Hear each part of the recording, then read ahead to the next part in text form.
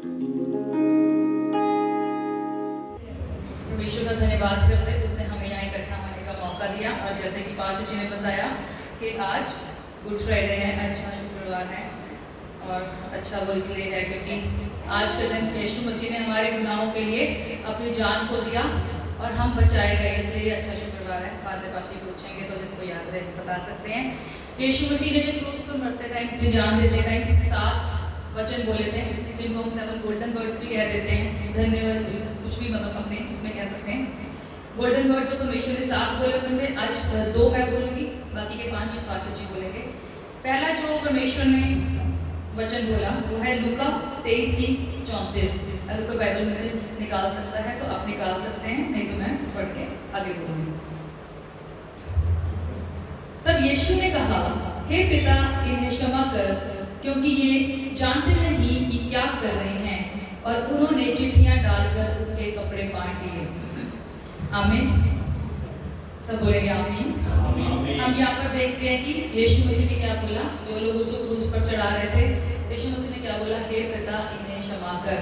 हम क्या देखते हैं कि हो सकता है आज यहाँ पे कई लोग ऐसे भी कहते हैं, कुछ को तो माफ करने में मुश्किल होती है, ज़्यादातर तो कोई ये भी कह सकता है हम तो कर देते हैं माफ। लेकिन यहाँ पर यीशु मसीह कब माफ कर रहे हैं? अभी उसको मारा गया है, उसको थूका गया, उसको कोड़े मारे गए हैं। उस हालात में हमें ये बोलना एक इंसान के लिए, मेरा ये ख्याल है कि नामुमकिन है कि परमेश्वर इनको माफ करे। बहुत बड़ी बात है।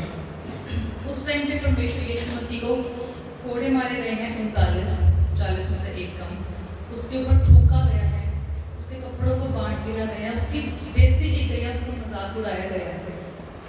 ये बहुत सीरियस बात है। अगर हमें जरा सा कोई शब्द बोल देता है हमारा पूरा दिन खराब हो जाता है।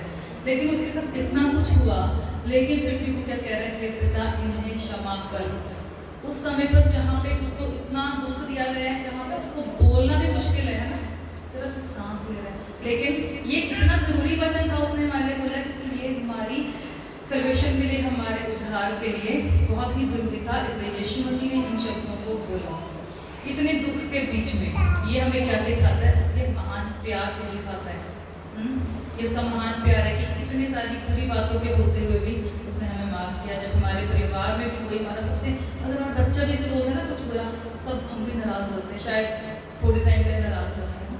लेकिन ये सबसे बड़ा रिश्ता है, सबसे महान प्यार है कि उसने हमें माफ किया। और जो मेन बात है इसमें वो ये है कि हम गुनाहगार ही थे, हम पापी ही थे जब यीशु मसीह ने हमारे लिए जान दी। ऐसा नहीं है कि शायद अभी हम बहुत अच्छे हैं, वर्शिप कर रहे हैं, गीत गा रहे हैं, वचन बोल रहे हैं, तो शायद उसने अब हमें माफ़ कर दिया। वो हमें पहले से ही माफ़ कर चुका।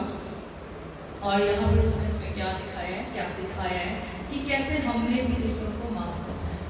ये बहुत ही मुश्किल है। इम्पॉसिबल तो तब है अगर हम परमेश्वर में नहीं हैं, तो माफ़ करना बहुत मुश्किल है। लेकिन जब हम खुदा में आ जाते हैं तभी मुश्किल हो सकता है, लेकिन फिर ये हमारे लिए पॉसिबल है ना। तो जब भी ऐसा कुछ हो तो हमें क्या करना है? हमें माफ़ करना है। अगर हमें मुश्किल होती है, हम मांगते हैं ना हर संडे परमेश्वर के पवित्र आत्मा की सामर्थ्य हो कि प्रभु जी हमें सामर्थ्य दे। तो इन्हीं चीज़ों के लेके हमें गुस्सा आ जाता है, हम माफ़ नहीं कर पाते, तो वहाँ पर हमें पवित्र आत्मा के सामर्थ्य की ज़रूरत है। जैसे यीशु मसीह ने इस दुनिया में रहते हुए वो भी हमारी तरह रहा। हम ये नहीं कह सकते वो तो खुदा था इसलिए माफ़ कर दिया हमें। वो भी इंसान, वो 100% इंसान था, इंसान बन के रहा, 100% खुदा भी था, तो वो दुनिया में था तब भी। तो उसने एज ए इंसान भी हमें करके दिखाया जो हमें करना है।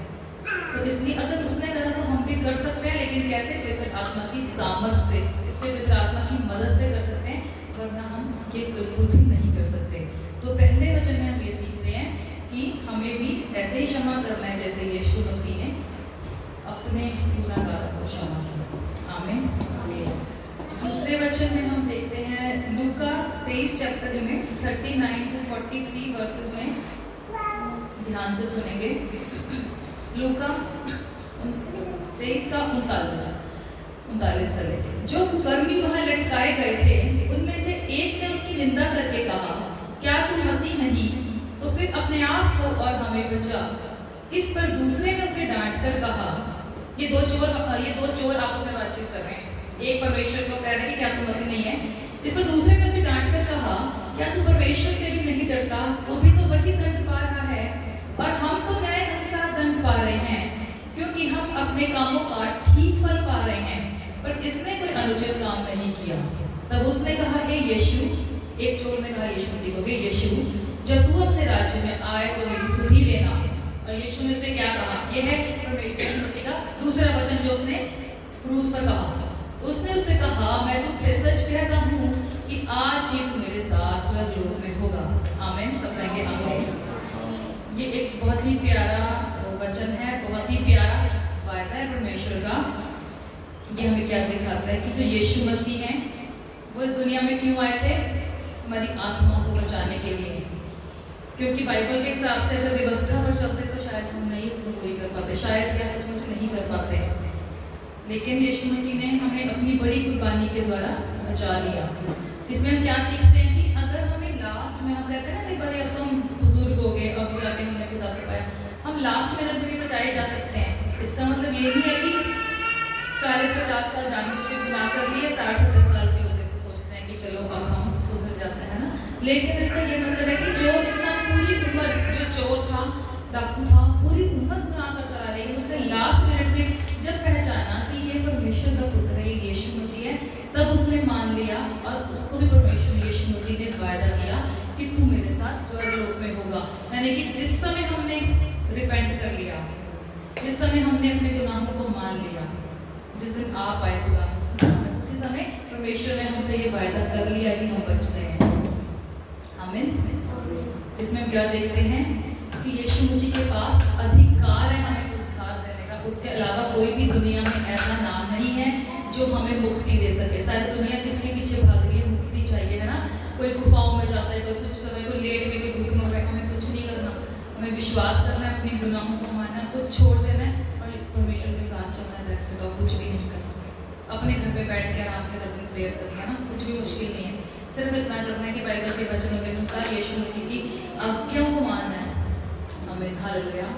और यहाँ पे हम क्या देखते हैं कि हम बचाए गए जैसे, वैसे ही हमने दूसरों को बचाना है। यहाँ पे वो जो चोर डाकू जो था, वो पूरी उम्र गुनाह करता रहा, उसको भी पता था कि मैं गलत कर रहा हूँ, है ना। लेकिन यीशु मसीह ने उसको लास्ट मोमेंट पे इतना अच्छा गिफ्ट दे दिया, है ना, कि बचाया जाएगा, तो आज स्वर्गलोक में होगा। तो हम अपने प्यारे लोगों को, अपने रिश्तेदारों को, अपने दोस्तों को सबसे अच्छा गिफ्ट क्या दे सकते हैं? ये बताना कि आप भी बचाए जा सकते हो, आपकी आत्मा बचाई जा सकती है, आप उस स्वर्ग में जा सकते हो। कैसे? यीशु मसीह के नाम से। आपको कुछ नहीं करना, हमको चर्च में लेके आना है ना। ये हमारी गवाही है। ये सबसे अच्छा गिफ्ट हम भी दूसरों को दे सकते हैं। और हम क्या देखते हैं कि वहाँ पे 2 डाकू थे, एक लेफ्ट साइड में यीशु मसीह का लड़का है, राइट साइड में। एक उसके बारे में बुरा कह रहा था, एक समझ रहा था कि हाँ हमने तो गुनाह किया है, इसने तो कोई भी गुनाह नहीं किया है, ये फिर भी इसको सजा मिल रही है। यहाँ पर हम क्या देखते हैं कि वो एक इंसान था जो सारी बातें यीशु मसीह से कर रहा है कि मुझे बचा ले, है ना। तो यीशु मसीह ने एक इंसान के लिए भी अपना वो टाइम दिया, अपनी जान दी। इसका मतलब अगर हो सकता है उस टाइम दुनिया में सिर्फ मैं इंसान होती ना, सिर्फ एक, जिसको यीशु मसीह को खून बहाना जिसके लिए, वो तब भी मेरे लिए जान देता।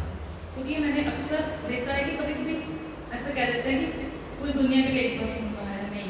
अगर सिर्फ आपको बचाना होता ना, सिर्फ एक इंसान को, तब भी यीशु मसीह अपनी जान दे देता, अपनी आखिरी बूंद अपने लहू की बहा देता। वो हमें इतना प्यार करता है। तो जो उसने क्रूस पर जान दिया, वो एक एक इंसान के लिए पर्सनल दी है। ये नहीं सोचना है कि शायद पास्टर जी का खुदा ज़्यादा होते हैं या जो बड़े बड़े कोई लोग हैं जो बहुत धार्मिक होते हैं, नहीं। यीशु मसीह ने सबके लिए अपनी जान को दिया, क्योंकि सभी पापी हैं। और यहाँ पर हम क्या देखते हैं कि मत्ती 27 की 44 साइड में ऐसा लिखा है कि असल में वहाँ पर ये तो दोनों ही चोर थे जो डाकू थे, वो पहले उसका मजाक उड़ा रहे थे, और लेकिन दोनों को नहीं पता था ये कौन है क्या है। लेकिन उसमें से एक ने अपनी गलती को माना, मतलब उसने वहीं पे खड़े होकर अपने गुनाह को मान लिया। हो सकता है उसने देखा हो कि ये तो कैसा, मतलब ये कैसा इंसान है जो क्रूस पे लटका हुआ है, उसको गालियां दे रहे हैं, बुरा कह रहे हैं, ये माँ कह रहे पिता ने क्षमा कर, है ना। उसकी वहीं खड़े खड़े जिंदगी बदलती कि नहीं, मैं इस पर विश्वास करूँगा। तो ऐसे ही हमें भी दूसरों के लिए एक बड़ी गवाही बननी है। हम सबकी ज़िंदगी में बड़ी बड़ी प्रॉब्लम्स आती हैं, लेकिन यहाँ पे हमने 2 वचनों में क्या सीखा कि परमेश्वर हमेशा प्रार्थना करनी है कि परमेश्वर तूने हमारे गुनाहों को माफ़ किया, हम भी अपने गुनाहगारों को माफ़ करते हैं, प्रार्थना करते हैं ना, ऐसे लास्ट में लॉर्ड्स प्रेयर करते हैं हमारे माफ़। अगर हम अपने गुनाहगारों को माफ़ नहीं करेंगे तो वो भी हमारे गुनाहों को माफ़ नहीं करेगा। इसलिए हमने परमेश्वर से प्रार्थना करनी है, हमें माफ़ करना सिखा, हमारे विश्वास को बढ़ा। हालेलुया। परमेश्वर का धन्यवाद करते हैं अच्छे वचनों के लिए, और आगे की जो 5 वचन है वो पास्टर जी बोलेंगे। सबको जय मसीह। Praise the lord, hallelujah. आज के दिन को हम क्या बोलते हैं? गुड फ्राइडे, यानी कि अच्छा शुक्रवार। आज के शुक्रवार में बाकी दिनों से क्या अलग है कि हम इसको अच्छा शुक्रवार बोलते हैं? क्या इसमें 24 की जगह 25 घंटे हैं, या कुछ ऐसा है कि सूरज हमारे ऊपर बहुत अच्छी रीति से चमक रहा है, बाकी दिन नहीं चमकता, इस कारण ये अच्छा शुक्रवार बोला जाता। ज्यादातर इसको अच्छा शुक्रवार जो ईसाई लोग हैं, जो कि परमेश्वर मसीह के साथ चलने वाले लोग हैं, वो इसको अच्छा शुक्रवार होकर मानते हैं। अच्छा शुक्रवार को मैं बताऊंगा कि क्यों मानते हैं, क्योंकि कई लोग तो कहते हैं कि अच्छा शुक्रवार नहीं बोलना चाहिए, क्योंकि आज के दिन तो तुम्हारे मसीहा को क्रूस पे चढ़ा दिया गया था, ये अच्छा शुक्रवार कैसे हो जाएगा। कुछ लोग कहते हैं इसको ब्लैक फ्राइडे बोलो, यानी कि काला शुक्रवार, है ना। काला शुक्रवार, काला किसको दर्शाता है? एक अंधकार को दिखाता है ना। तो काला शुक्रवार बोलकर या एक बुरा शुक्रवार बोलकर लोग बनाते हैं। कुछ लोग आज के दिन बहुत ज्यादा शोक अवस्था में रहते हैं, शोक मनाते हैं कि आज तो बहुत बुरा काम हो गया। मेरे प्रियो, जब किसी को सूली पे चढ़ाया जाता या कोई मरने की कगार पर पहुंचता, तो दुनिया के दिमाग के हिसाब से अगर सोचा जाए तो वाकई ही वो बहुत अच्छी बात नहीं है, वाकई ही वो कोई बहुत अच्छी बात नहीं है। लेकिन इसको क्यों अच्छा बोला जाता है? पहली बात, तमाम ग्रंथों में जो बात बोली गई थी उसको पूरा प्रभु यीशु मसीह आज के दिन पूरा करने जा रहे थे। ठीक है, जो तमाम ग्रंथों में जिस हिसाब से बोला गया कि हमारी मुक्ति के लिए एक बलिदान की जरूरत है, वो बलिदान निष्कलंक होना चाहिए, वो बलिदान के पैरों में कीलें ठोकी जानी चाहिए, हाथों और पैरों में कीलें ठोकी जानी चाहिए। उस बलिदान ने कभी जिंदगी में पाप ना किया हो, ऐसा बलिदान इस दिन हो गया, इसलिए इसको हम अच्छा शुक्रवार बोलते हैं। मेरे प्रियो, जब प्रभु यीशु मसीह ने, एक बात को याद रखना कि एक इंसान का जीना और मरना और उसके बाद न्याय का होना निश्चित है, लेकिन जब तक हम दुनिया में हैं तब तक हम क्या करते उसी चीज का तो न्याय होगा ना वहां पे जाके, कोई और चीज का न्याय नहीं होगा। अब वो जीवन अगर हमारा मुक्ति के बिना है, किसके बिना है? मुक्ति के बिना है, तो क्या होगा? हम नरक के वासी हो जाएंगे। और अगर हमने मुक्ति पाई हुई है, उद्धार पाया हुआ है, तो हम स्वर्ग के वासी हो जाएंगे। Praise the Lord. अब इस नरक और स्वर्ग की दौड़ में बहुत से ग्रंथों में यह लिख दिया गया कि अगर आपको मुक्ति चाहिए कि बिना बलिदान के मुक्ति आपको नहीं मिल सकती।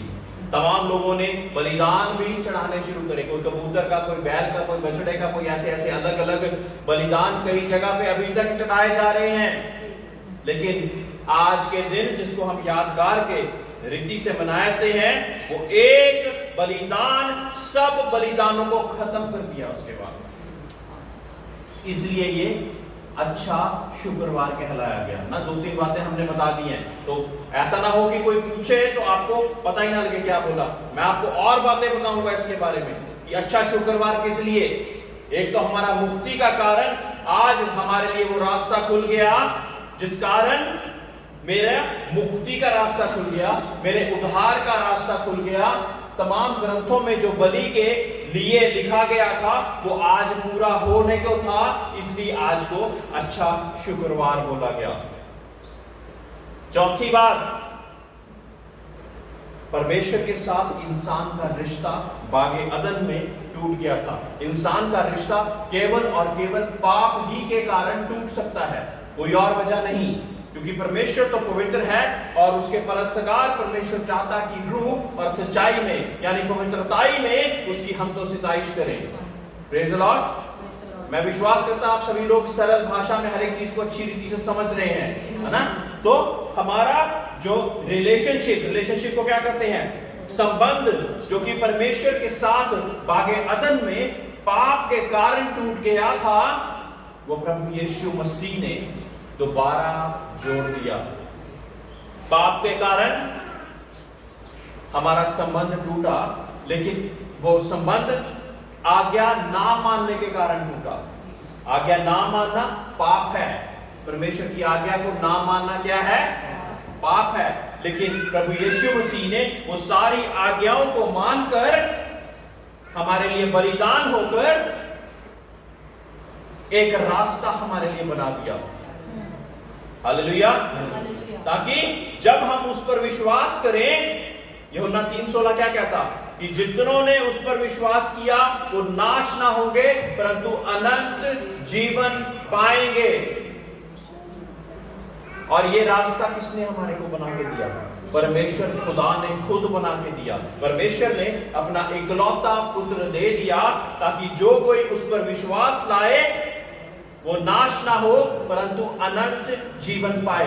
आज आपको बलियां देने की जरूरत नहीं है, कबूतर, बैल, बछड़ा और ऐसी अलग अलग बलियां देने की जरूरत नहीं है। आपको क्या करने की जरूरत है, प्रभु यीशु मसीह पर विश्वास लाने के साथ आप अंगीकार की प्रार्थना करते हैं, बपतिस्मा लेते हैं और उसके बाद परमेश्वर आपको पवित्र आत्मा का वरदान देता है ताकि आप इस संसार में विजय होकर चल सको। एक मुक्ति का और एक उद्धार का टोप पहन के आप चल फिर सको। इस कारण प्रभु यीशु मसीह हमारे लिए आज के दिन कुर्बान हुआ, इसलिए इसको अच्छा शुक्रवार बोलते हैं। क्योंकि हमारे लिए जो रास्ता बिल्कुल बंद हो गया था, कोई नहीं खोल सकता था। पीर, पैगंबर, महात्मा, बहुत से लोग आए जिन्होंने चाहा कि उसके लिए रास्ता बना दे, लेकिन सब आए और मर गए और कभी दोबारा जिंदा नहीं हुए।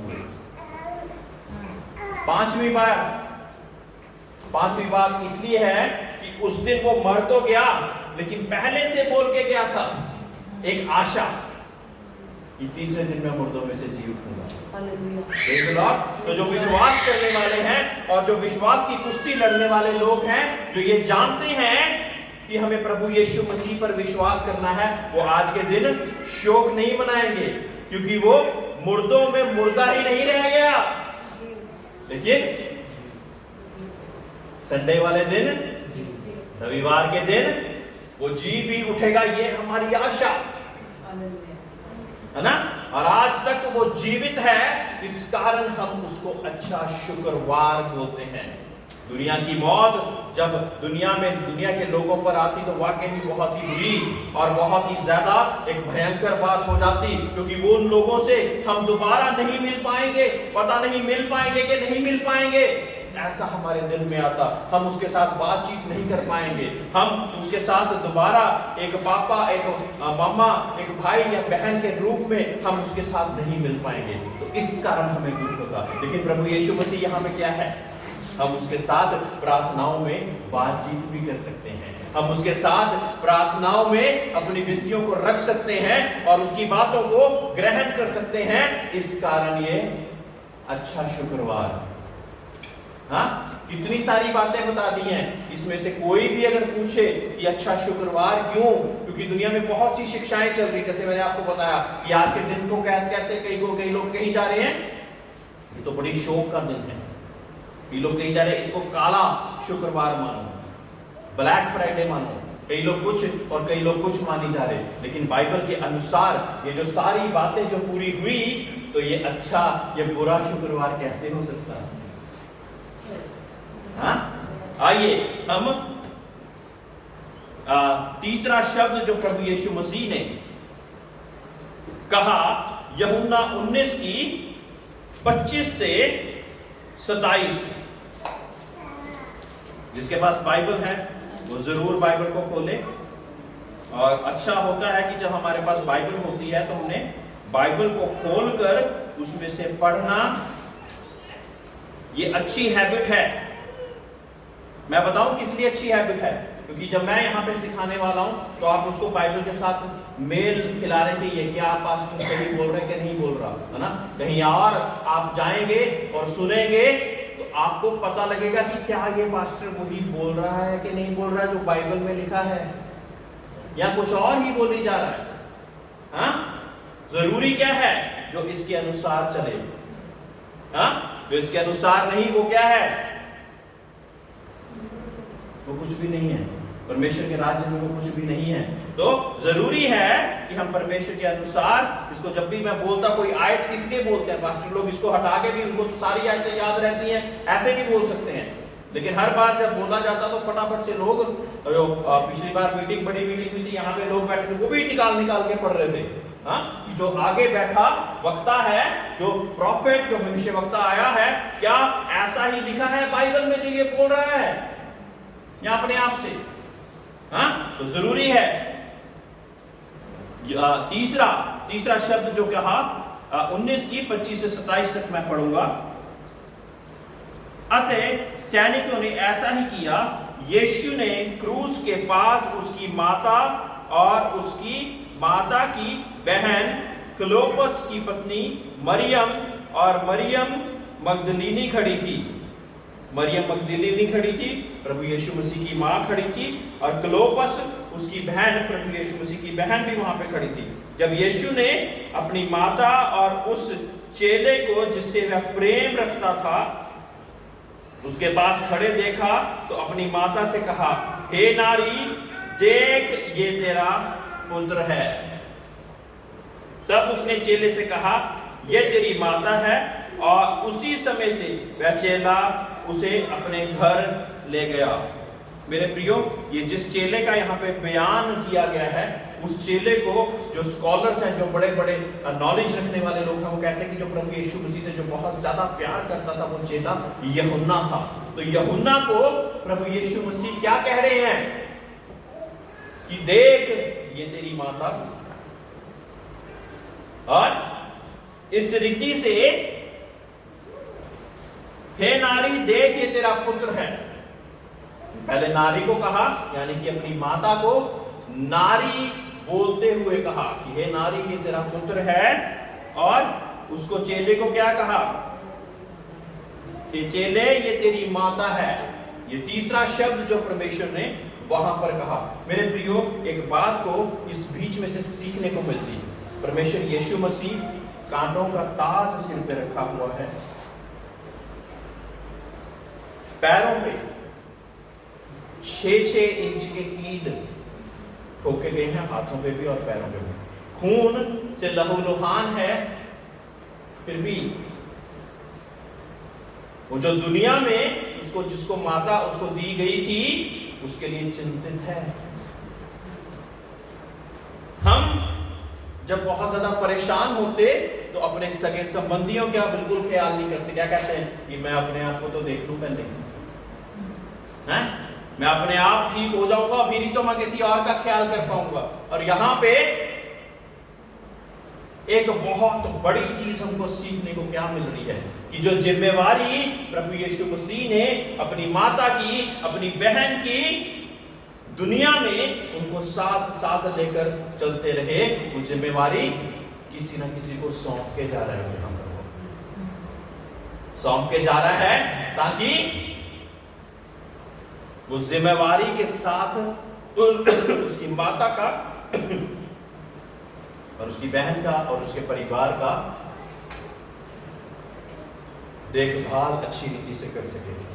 मेरे प्रियो, ऐसी स्थिति में किसी और का सोचना असंभव की तरह हो जाता, लेकिन वो प्रभु परमेश्वर उस वक्त भी ये देख रहा और ये कह रहा कि इस नारी, हे नारी, ये देख तेरा पुत्र। और पुत्र को क्या कहा? हे पुत्र, ये देख तेरी माता। और उस रीति से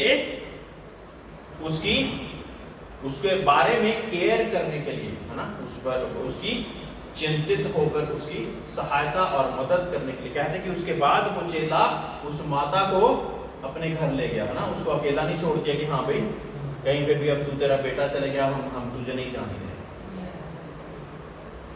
क्या होता जब एक बुजुर्ग माँ बाप का एक बेटा या बेटी और वही अकेला जो उनका रक्षक सहायक होता है वो जो मर जाता, तो वो बहुत ज्यादा असहनीय फील करते हैं। वो सोचते हैं कि हमारा कोई निरीक्षक नहीं, कोई हमारा सहायक नहीं, अब कौन होगा जो हमारी चिंता करेगा।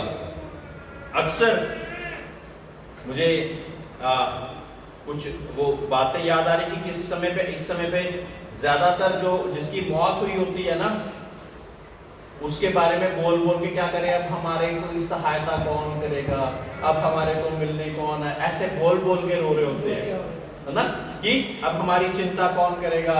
हुन पंजाबी लोग हुन दूध जो लेके आया करता सी सवेरे, तो दूध कौन लेके आया करेगा। अब तो कमाई जो लेके आता था वो कमाई अब कौन लेके आएगा, घर का खाना पानी का प्रबंध कौन करेगा, है ना। तो इससे ज्यादा कि हम उसके लिए रो रहे होते हैं, अपने लिए ज्यादा रो रहे होते हैं कि हमारी चिंता, हमारी रक्षा करने वाला कोई भी नहीं बचा है ना, कोई भी नहीं बचा। लेकिन यहाँ पे प्रभु यीशु मसीह ने उस सारी चीजों का ध्यान रखते हुए ऐसे समय पर भी उस चेले को कह दिया कि मेरी माता, बिटोल्ड। और यहाँ पे कई लोग कहते हैं कि ये तेरी माता बोल दिया है, हे नारी बोल दिया तो बड़ा ही गलत बोल दिया है। ये क्यों नहीं बोला मेरी माता अब तेरी माता होगी, ऐसे नहीं बोला। ऐसे क्यों बोल दिया, हे नारी ये तेरा पुत्र है और हे पुत्र ये तेरी माता है। बताइए ऐसा क्यों करा होगा? क्या परमेश्वर यीशु मसीह एक माता को माता नहीं बोल सकते थे?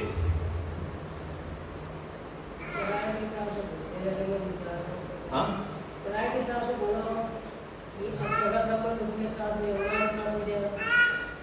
हाँ, ये कुछ हद तक ये बात सच्ची हो सकती है, क्योंकि वो चाहते थे कि मेरे साथ संबंध टूट गए, अब संबंध उसके साथ यूहन्ना के साथ मिल जाए। इस कारण वो चाहते ही नहीं थे कि बड़ी क्लोज है ना, जो हमारे जितना ज्यादा जिसको हम प्यार करते हैं उतना ही ज्यादा हम उसको उतनी प्यार से अगर बोलते रहें तो उसको छोड़ना बहुत मुश्किल हो जाता है और वो रोते रहते हैं, परेशान होते रहते हैं। लेकिन जब उनको लगता कि हाँ भाई एक उचित दायरा उसने बना दिया वहां पर, तो हमारे को उसको छोड़ना आसान हो जाता। Praise the lord, hallelujah. चौथा वचन यूहन्ना की 19 की 28 और 29 में, इसके बाद यीशु ने यह जानकर कि जब सब कुछ पूरा हो चुका, इसलिए मैं कि पवित्र शास्त्र में जो कहा गया था पूरा हो, यह कहा मैं प्यासा हूं। अब प्रभु यीशु मसीह जो सामने सैनिक और बाकी लोग खड़े हुए थे, उनको क्या कह रहे हैं कि मैं प्यासा हूं। अब प्यासा यहां पे दो रीतियों से हम बता सकते हैं। एक तो एक शारीरिक प्यास हो सकती है जिसके लिए ये पानी के द्वारा बुझाई जा सकती है। दूसरी प्यास एक आत्मिक प्यास है जो कि क्रूस पर चढ़कर, जिस कारण वो क्रूस पर चढ़ा, वो कारण क्या था? मैं और आप, यानी कि उन आत्माओं की प्यास ये आत्माएं इस कुर्बानी के द्वारा अब बचाई जाएं। तमाम आत्माएं जिस कारण मैं दुनिया में आया, मारा गया, गाड़ा गया, छेदा गया, उस कारण ये तमाम उस आत्माओं की मुझे प्यास है। अब ये मुझ पर विश्वास लाकर ये शैतान या दुष्ट के साथ संबंध बना के ना रखें, लेकिन मेरी इस कुर्बानी के द्वारा अपने मुक्ति और उद्धार को पाकर परमेश्वर के साथ वो संबंध को जोड़ दें जो कि टूट चुका है। मैं प्यासा हूं, मैं प्यासा हूं, है ना। और इस बात की प्यास उनको सताए जा रही थी। नहीं तो सोचें कि किसी को इतनी बुरी तरह जब मारा जाता है तो भूख और प्यास याद रह जाती है। आप सच्ची बात बताना, नहीं रह जाती। दर्द ही इतना हो रहा होता है कि हमें ना भूख का याद रहता, ना प्यास का याद रहता है, सिर्फ कराहते जाते हैं, कराहते जाते हैं, कराहते जाते हैं। लेकिन उस जगह पर, उस अवस्था में प्रभु यीशु मसीह उन रूहों की, उन आत्माओं की प्यास रख रहे हैं, जिस कारण मैं ये लहूलुहान हुआ, जिस कारण मैं कुर्बान हुआ, जिस कारण ये कांटों का ताज रखा गया, जिस कारण उस तमाम ग्रंथों की भविष्यवाणियों को मैं पूरा कर रहा जिसे कोई पूरा नहीं कर सकता था। मैं प्यासा हूं उन आत्माओं के लिए, मैंने पूरा कर दिया ताकि ये लोग मुझ पर विश्वास लाकर क्या करें, एक उद्धार का जीवन, एक मुक्ति का जीवन पा सकें। पांचवी चीज, मरकुस 15 की 33 और 34।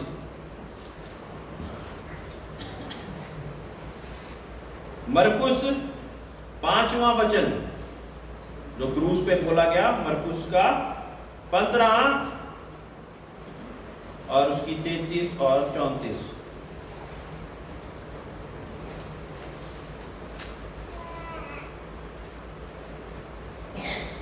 दोपहर होने पर सारे देश में अंधियारा छा गया और तीसरा पहर तक रहा। मेरे प्रियो, दोपहर के बाद एकदम अंधेरा नहीं छाता, आपको भी पता है। चौथे पहर तक धूप ही रहती है।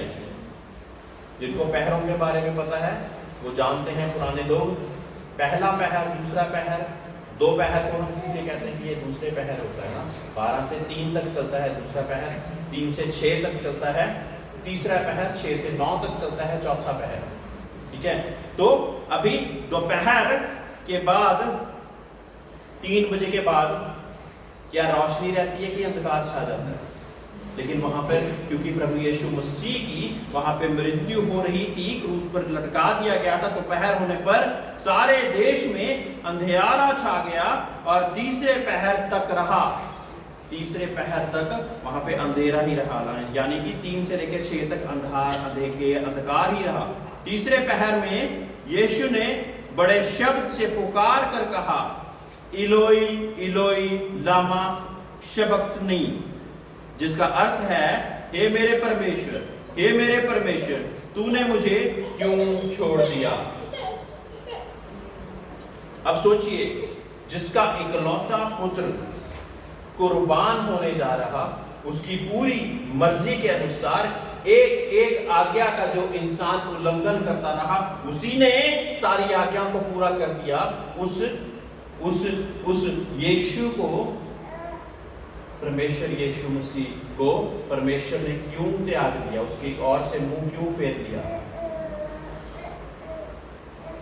क्योंकि उस समय पर जब एक बलि चढ़ाई जाती है ना, तो सारे पाप जो होते हैं ना, ऐसा होता था, मैं किसी दिन टैबरनेकल आपको सिखाऊंगा, उस दिन मैं बताऊंगा कि तो बलि के ऊपर सारे पाप लाद दिए जाते हैं, सारे पाप लाद दिए जाते हैं, ताकि उस कुंड का, उस पूरे कबीले का पापों के अनुसार परमेश्वर उनको दंड ना दे।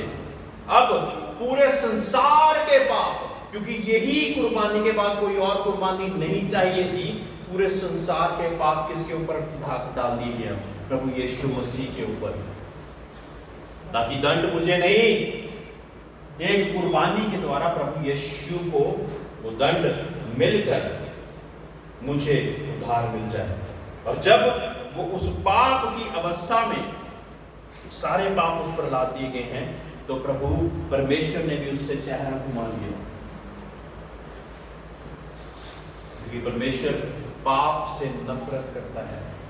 सोचो, वो अपने इकलौते पुत्र को, जिगर के टुकड़े को, जो कि उसकी आज्ञा, यूहन्ना में क्या लिखा हुआ कि जो कुछ पिता करता वही मैं करता हूं, बिना उसके देखे मैं कुछ भी नहीं करता। मतलब एक एक बात वो परमेश्वर के अनुसार जो करता आया, वो मेरे और आपके लिए एक पापी, एक कलंकित व्यक्ति होकर उस क्रूस पर चढ़ गया, शापित हो गया ताकि मुझे शापों से मुक्ति मिले। वो पाप बन गया ताकि मुझे सारे पापों से छुटकारा मिल सके। मेरे प्रिय, ये लोग ये भेद को नहीं जानते, इसी कारण वो पूरी दुनिया में लड़ाई झगड़े करते रहते। मेरे लिए कोई पाप बन जाए, मेरे सारे पापों का बोझ अपने ऊपर उठा ले, ऐसा कौन हो सकता? और बाद में मुझे सिर्फ ये कहे कि तू केवल विश्वास रख तो तेरा उद्धार होगा। तुझे परमेश्वर के दंड के बीच में नहीं जाना पड़ेगा अगर तू विश्वास रखेगा। विश्वास नहीं रखेगा तो तेरे लिए कुछ भी नहीं है। अब जब सारे पाप उस पर लाद दिए गए, तो प्रभु ने भी उससे मुंह मोड़ लिया। जो पास खड़े थे उसमें से कुछ ने यह सुनकर कहा, देखो वह एलिया को पुकारता है। और एक ने दौड़कर स्पंज को सिरके में डुबोया और सरकंडे पर रखकर उसे चुसाया और कहा, ठहर जाओ, देखो एलिया उसे उतारने के लिए आता है कि नहीं। मेरे प्रियो, पूर्ण रीति से परेशान करने का सोचो कि जब अगर आपको कभी प्यास लगी हो ना, और सिरका पी के देखना, प्यास आपकी दुगनी तिगनी 10 गुना और बढ़ जाएगी। और यहाँ पे क्या कर रहे हैं, और जख्मों पे सिरका डाल देंगे तो क्या होएगा? ऐसी दर्दनाक मृत्यु परमेश्वर ने सह ली मेरे और आपके लिए। आज इसको हम गुड फ्राइडे कहकर मनाते हैं, ताकि हम उस दर्दनाक मृत्यु को जो उसने हमारे लिए दी, जान दी, उसको याद कर कर हम अपने गुनाहों से फिर जाएं। परमेश्वर को हमेशा याद रखें कि वो कौन है जो हमारा स्वामी है। यूहन्ना की 19:30 में छठा वाक्य जो परमेश्वर ने बोला पाया जाता है। यूहन्ना 19:30।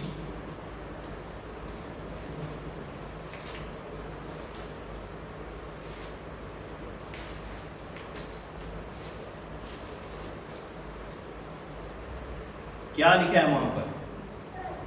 जब यीशु ने वह सिरका लिया तो कहा, पूरा हुआ, और सिर झुकाकर प्राण त्याग दिए। पूरा हुआ यानी कि जो कार्य पिता परमेश्वर तूने मेरे को करने के लिए भेजा था, एक एक काम जैसे तूने कहा था वैसे ही मैंने कर दिया है, उसमें से कुछ भी नहीं छोड़ा। तो फिर क्या कहता है कि इट इज फिनिश्ड, पूरा हुआ, पूरा हुआ, है ना? क्योंकि सारी चीजों को उसने पूरा कर दिया था। उस कुर्बानी को जो कि तमाम ग्रंथों में लिखी गई थी, उसको पूरा कर दिया था। उसी रीति से, जिस रीति से लिखा गया था, उसी रीति से सब कुछ उसने पूरा कर दिया था। इसलिए उसने क्या कहा? It is finished, it is finished. और फिर 7वीं आयत जो कि लास्ट और आखिरी आयत जो कि परमेश्वर ने वहां पे बोली, वो लूका 23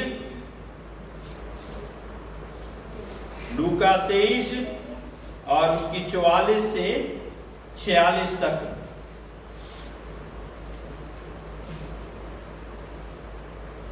लगभग दोपहर से तीसरे पहर तक सारे देश में अंधियारा छाया रहा और सूर्य का उजियाला जाता रहा और मंदिर का पर्दा बीच से फट गया। और यीशु ने बड़े शब्द से पुकार कर कहा, हे पिता, मैं अपनी आत्मा तेरे हाथों में सौंपता हूं। यहाँ पे एक और बात बहुत अच्छी गौर करने वाली है कि और मंदिर का पर्दा बीच से फट गया। मेरे प्रियो, पहले मंदिर में केवल और केवल महायाजक जा सकते थे। आज मैं और आप परमेश्वर के साथ सीधा संबंध बना सकते हैं। किस कारण? प्रभु यीशु मसीह के कारण। इसलिए इसको गुड फ्राइडे कहते हैं। महायाजक के बिना कोई भी, पूरा महायाजक एक साल में एक ही बार आपकी बलि को लेकर प्रभु यीशु मसीह प्रभु परमेश्वर के पास महापवित्र स्थान में जाता था और आपकी कुर्बानी आपके अपने लिए और आपके लिए देता था ताकि आप पर दंड की आज्ञा ना हो। लेकिन अब क्या हुआ? मंदिर का वो पर्दा जिसके अंदर सिर्फ महायाजक जाया करता था, वो मंदिर का पर्दा फट गया। अब मैं और आप भी परमेश्वर से प्रार्थनाएं कर सकते हैं, है ना? मैं क्या सिखाता कि परमेश्वर के साथ अपने संबंध को दोबारा कायम करना, है ना? आपको जरूरत है एक मेंटर की, एक चरवाहे की, एक सिखाने वाले की, लेकिन वो क्या सिखा रहा है आपको कि कैसे परमेश्वर के साथ संबंध कायम किया जा सके। कैसे? वो जो पर्दा फट गया, अब सीधी प्रार्थनाएं आपकी स्वर्ग तक कैसे पहुंचाई जा सकें। और फिर क्या कहा? आप परमेश्वर, मैं अपनी आत्मा तेरे हाथ में सौंपता हूं। वो नहीं चाहता था कि उसकी आत्मा पे कोई भी और अधिकार रख सके। इस कारण जाते जाते उसने अपनी आत्मा को किसके हाथ में दे दिया था? परमेश्वर के हाथ में दे दिया था। जब आत्मा परमेश्वर के हाथ में है तो कोई छीन सकता है? चाहे वो दुष्ट हो, चाहे जितना भी बड़ा दुष्ट हो, शैतान हो, लूसीफर हो, कोई भी हो, क्या उस आत्मा को वहां से छुड़ा सकता है? वो नहीं। इसी कारण उसने अपनी आत्मा को किसके हाथ में सौंप दिया? प्रभु परमेश्वर के हाथ में। कहते कि मैं अपनी आत्मा तेरे हाथ में सौंपता हूं, और ये बोलकर उसने अपनी जान दे दी। मेरे प्रियो, इतनी बड़ी कुर्बानी और इतनी बड़ी चीजों को सीखने का कारण हमें क्रूस पर से भी उसने दे दिया। उसके प्यार को हमने क्रूस पर से ही देख लिया। पहली जैसी चीज हमने सीखी कि परमेश्वर इन्हें माफ कर, ये नहीं जानते कि क्या करते हैं। वहां से भी वो अपने असीम प्यार को दर्शाता ही जा रहा है। और मुक्ति और उद्धार का रास्ता ना, जो चोर डाकू दोनों साइड टंगे हुए थे, उसने आखिरी समय पे भी परमेश्वर को मान लिया, तो उसके लिए भी मौका मिल गया। हाँ? कितनी चीजें हमें वहां पे सीखने को मिल रही हैं। माता की चिंता करके चेले को सौंप दिया। रूहों की चिंता, चौथी आयत में, आई थर्स्ट, मैं प्यासा हूं, रूहों की चिंता वहां से भी वो कर रहा है ना। पांचवी में ये देखा कि जब पाप के साथ हम भरे होते हैं तो परमेश्वर का मुंह हमारी ओर नहीं रहता, लेकिन जब हम यीशु के द्वारा अब परमेश्वर के सामने आते हैं तो एक माफी के द्वारा हम परमेश्वर के सामने दोबारा ग्रहण योग्य ठहर जाते हैं। अब जब हमारी प्रार्थनाएं जाती ना, और हम परमेश्वर के साथ अंगीकार कर चुके होते, दुष्ट हमारे पर दोष लगा रहा होता और सभी लोग परमेश्वर को वो कह रहा होता कि ये दोषी है, ये दोषी है, ये दोषी है, ये दोषी है, तो वहां पे यीशु मसीह हमारा पैरवाई करके क्या कह रहा होता? इसने माफी मांग ली है और मेरे लहू से धुल गया है। परमेश्वर, वो कुर्बानी जो मैंने दी उसको याद कर और इसको तू माफ कर, इसको तू सजा ना दे, है ना। और पूरे कार्य को पूरा करते हुए उसने कहा समाप्त हो। और वहां पे भी उसको पता है कि अपनी आत्मा को उसने परमेश्वर के हाथ में ही सौंप के जाना है, किसी और के हाथ में नहीं सौंप के जाना है। हर एक चीज को सही रीति से करते हुए क्रूस पर भी एक भी चूक नहीं करी। हम तो जगह जगह पे चूकते रहते हैं, है ना। अच्छा जीवन बिता रहे हैं तब भी हल्का सा कुछ हो जाता, फिर भी हम चूक जाते। आइए सभी लोग खड़े हो जाएंगे। मेरे प्रियो, उस कुर्बानी को जाया ना जाने दें, उस महान कुर्बानी को जाया ना जाने दें जो कि परमेश्वर ने मेरे और आपके लिए दी। उद्धार मुक्ति का कारण बन गया। आगे से कोई पूछे कि गुड फ्राइडे को गुड फ्राइडे, अच्छा शुक्रवार क्यों कहते हैं, तो आपके पास 20 उत्तर होने चाहिए कि ये है बात, ये है बात, ये है बात। आइए अपनी आंखों को बंद करें।